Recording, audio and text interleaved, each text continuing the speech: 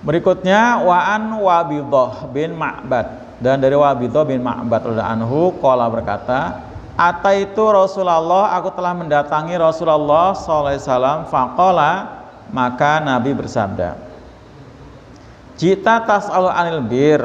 Ini hampir sama dengan yang di atas, hampir ya. Kamu datang menanyakan tentang kebaikan. Qultu, aku jawab, na'am, iya. Faqala, maka Nabi bersabda, istafti qalbaka, mintalah kamu fatwa kepada hatimu.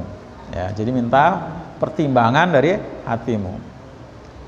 Al-birru, yang namanya kebaikan itu,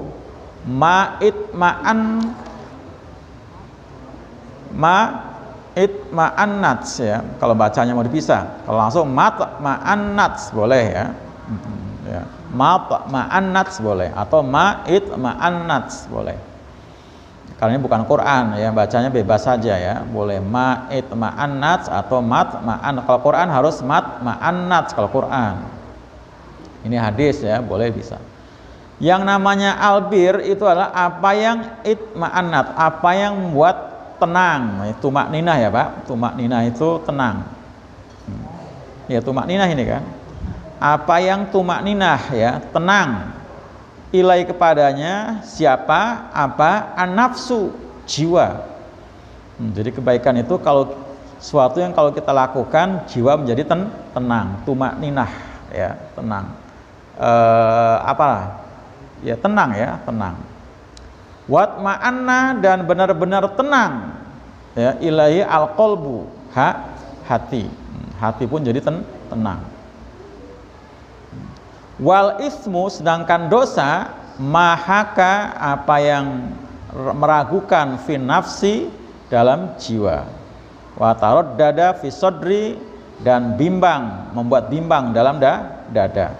Ya, jadi tarot dada mananya itu bimbang. Wa in aftaka ya, an-nasu, dan jika memberi fatwa kepadamu siapa manusia, wa aftauka, dan berilah fatwa. Berilah fatwa kepadamu. Hadisun hasanun rawahu Ahmad wad Darimi fi musnadaihima. Ini dalam kitab musnadnya ya, Imam Ahmad ya, juga Imam Ad-Darimi. Jadi ini hampir sama dengan tadi ya, hadis yang sebelumnya. Jadi ada seorang sahabat ya, tadi Wabidah ya bin Ma'bad datang ke Nabi menanyakan tentang kebaikan. Apa sih itu kebaikan? Itu. Ini kemudian Nabi menjawab, yang memberikan bimbingan agar sahabat tadi disuruh minta fatwa kepada dirinya sendiri. Bahasa kitanya apa biasanya Pak? Suara hati gitu. Suara hati ya, itu ya, bagaimana suara hati kamu gitu. Atau ikuti suasana hati gitu. Jadi manusia yang punya nurani pasti ketika dia berfungsi akan berbicara dengan jujur.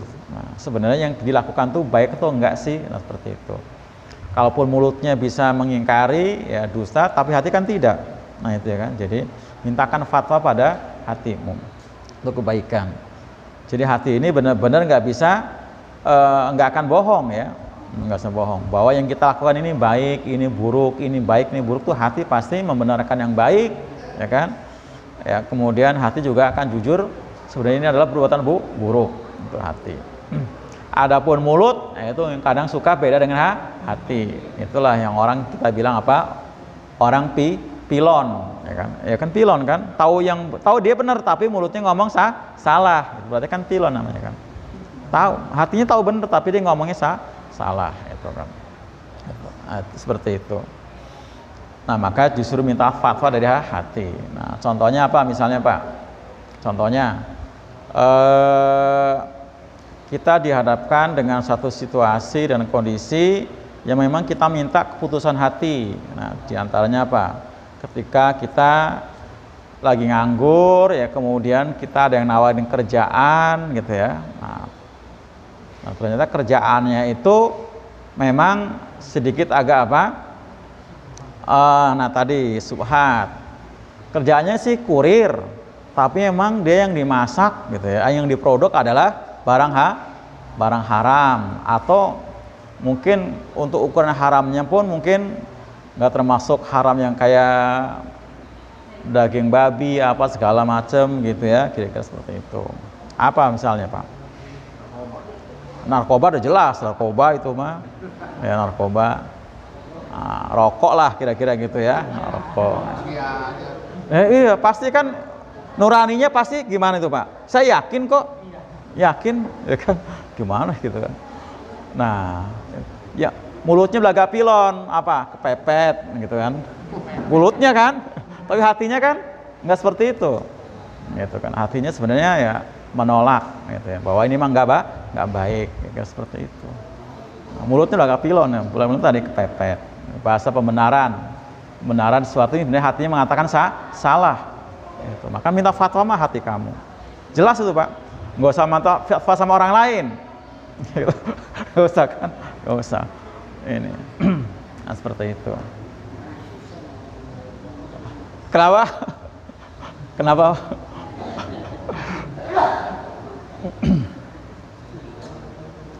kalau kata Gus Baha, santri-santri itu pada ngerokok itu sebenarnya dalam rangka tarkul haram ya, meninggalkan yang haram. Kenapa? Karena kalau mereka mah kan di kafe-kafe minum-minum keras, narkoba, nah santri mah ngerokok sama ngopi, kira-kira gitu ya. Itu kan pembelaan juga gitu.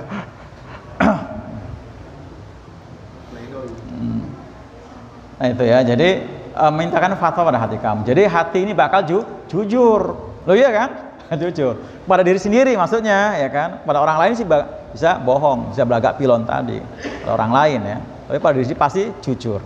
Maka Nabi jawabannya pas, mintakan fatwa sama hati kamu, ya, pasti jujur. Ya pasti jujur ya kan. Nah itu. Adapun ke orang ya tadi mulutnya bisa. Nah padahal semua itu akan dimintai pertanggungjawaban. Ya, tadi akan dimintai tadi ya.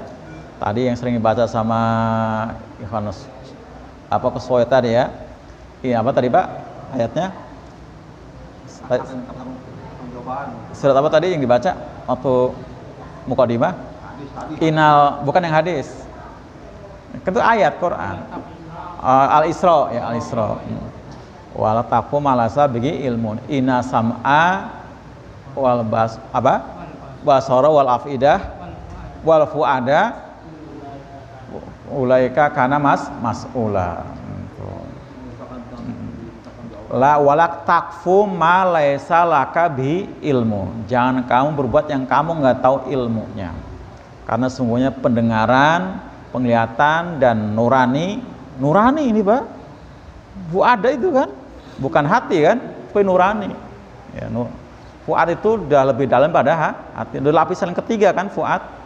Sodrun, kolbun, baru fuad. Baru yang paling terdalam adalah lub. Ya, lub itu lubuk hati yang paling dalam, itu yang terdalam. Nah itu karena adalah semua itu mas'ula, akan dimintai pertanggungjawaban, akan termasuk hati akan bertanggung-jawaban. Oh iya, akan bertanggung-jawaban tadi. Jadi nggak main-main gitu. Itu ya. Nah kemudian albiruma, apa yang itma'annat ilaihi nafsu watma'anna ilaihi qalbu. Jadi kebaikan itu apa yang membuat jiwa dan hati menjadi tenang tuh. Kebaikan itu apa yang membuat jiwa dan hati menjadi tenang. Jadi kalau kita berbuat sesuatu kok jiwa kita, hati kita tenang, tentram, itu berarti itu kebaikan. Tapi waktu kita berbuat kok ternyata masih ada keraguan, bahkan membuat kita merasa bersalah dan sebagainya, berarti itu bukan albir, al-ismu, berarti dosa. Jadi begitu kita lakukan kita tenang. Contohnya yang gampang-gampang aja Pak ya, ada amanat taklim, ada amanat infak, kita tunaikan. Begitu tunaikan kita rasanya apa? Tenang, karena 1-2 kewajiban sudah gugur. Oh iya kan? Tapi kalau kita belum melaksanakan, apalagi kita olah ini amanat, wah ini paling juga macam-macam kan Pak? Oh iya, ada kan? Mengolah amanat itu taklim paling juga itu aja gitu kan, bla bla bla gitu. Padahal dia nggak taklim pun bukan baca Quran juga di rumah, nonton TV, apalagi main game gitu kan. Coba seperti itu kan? Itu namanya mengolah amanat ya, mengolah. Itu nggak akan tenang. Nggak akan tenang. Nah, infak apa semua itu. Jadi kalau sudah kita olah apalagi dikhianati ya buat kita nggak tenang. Tapi kalau kita lakukan kita menjadi tenang karena kewajiban telah ditunaikan, termasuk sholat apalagi Pak.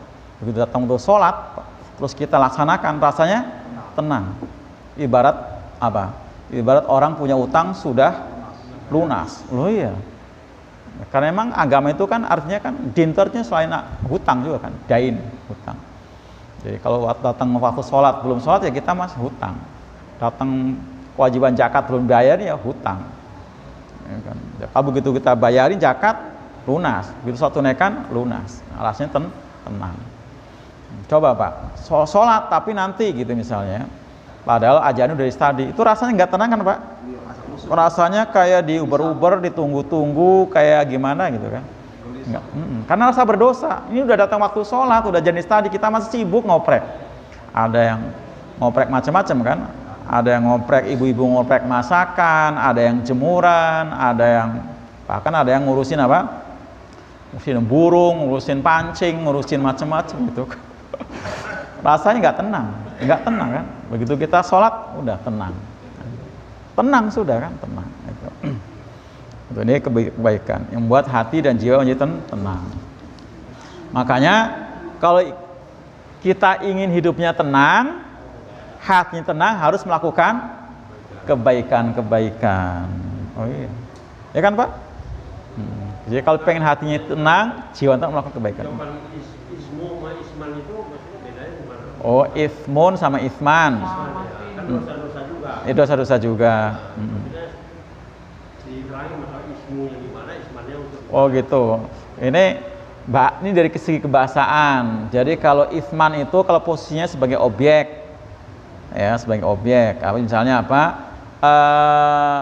Tak malu isman gitu ya. Kamu berbuat dosa karena posisinya sebagai objek. Subjeknya kamu. Tak malu itu anta.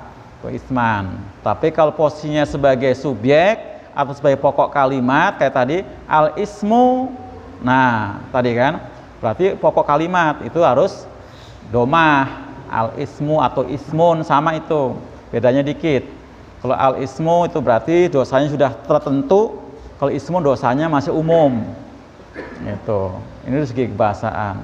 Kemudian keterangan pokok kalimat juga pakai domah juga, ismun, keterangan pokok kalimat itu. Nah, jadi kalau yang isman tadi, kalau dia sebagai objek atau sebagai isim kana, sebagai khobar kana gitu ya, ya seperti itu. Contohnya apa? Kanan nasu isman, contoh gitu ya. Adalah manusia itu dosa. Nah itu isman itu memang posisinya sebagai khobar kana, isman. Kanan nasu isman. Atau kalau inan nasa ismun, tuh beda kan? Inan nasa ismun, tuh. Sesungguhnya manusia itu punya dosa, misalnya seperti itu. Jadi artinya sama-sama dosa, ya tergantung kedudukan kalimat. Itu kalimat. Penasaran ya Pak? Ada isma, ada isma. Ya.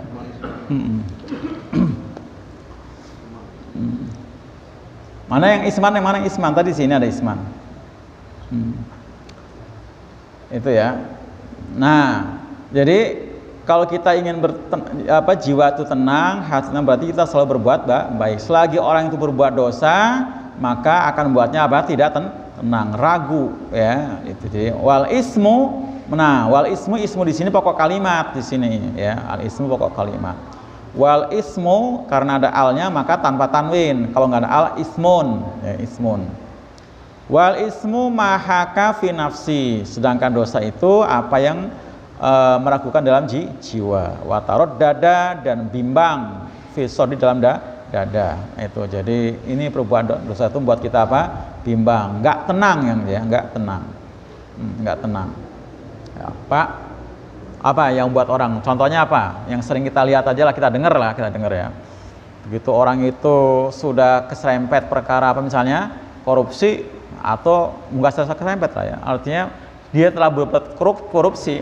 Walaupun belum ada yang mengejar-ngejar, polisi belum ngejar, KPK belum mengejar dan sebagainya, dia pasti ada rasa ketakutan, takut ketahuan sama polisi, ketahuan sama KPK dan takut akan penjara dan sebagainya. Itu. Jadi orang berbuat dosa tuh nggak tenang ya. Ya bawaannya apa? Bimbang, ketakutan, was-was gitu ya. Gitu.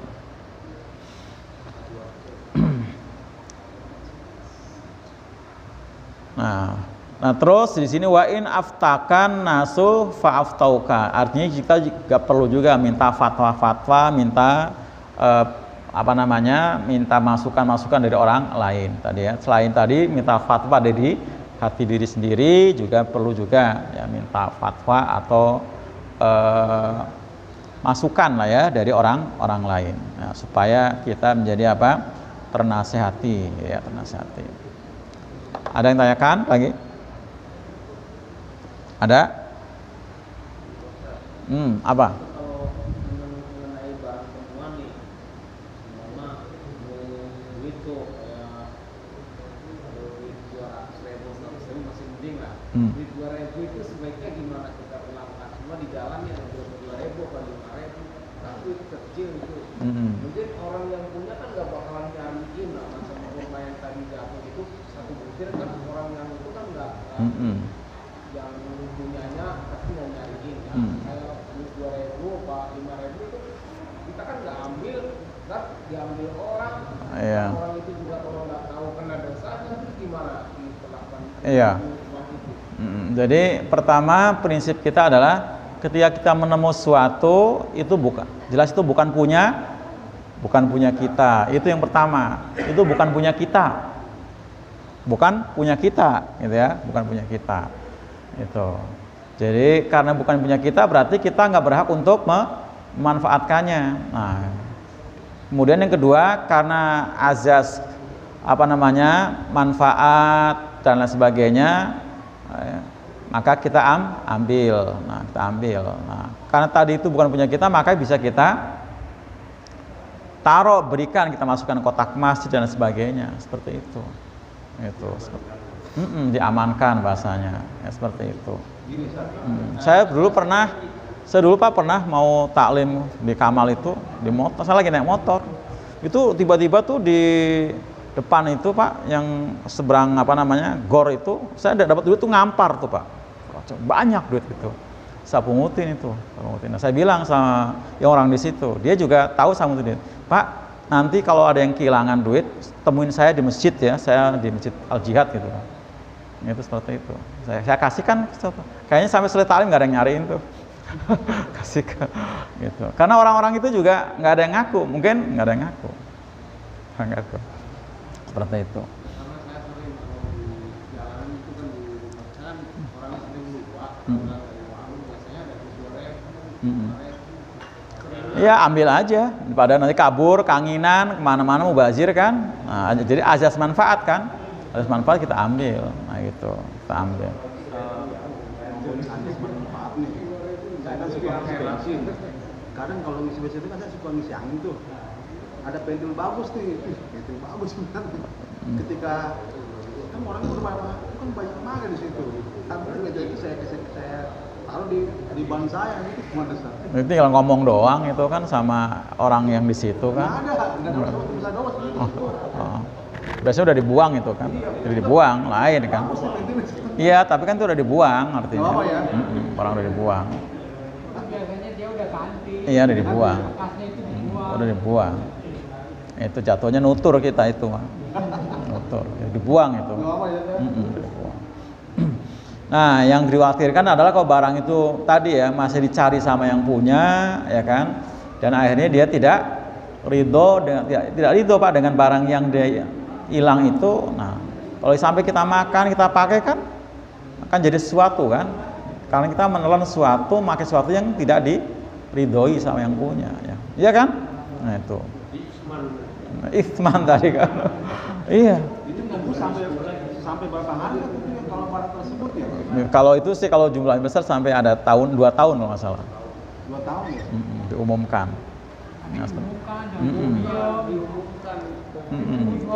Nah itu kalau diumumin itu pada ngaku lagi.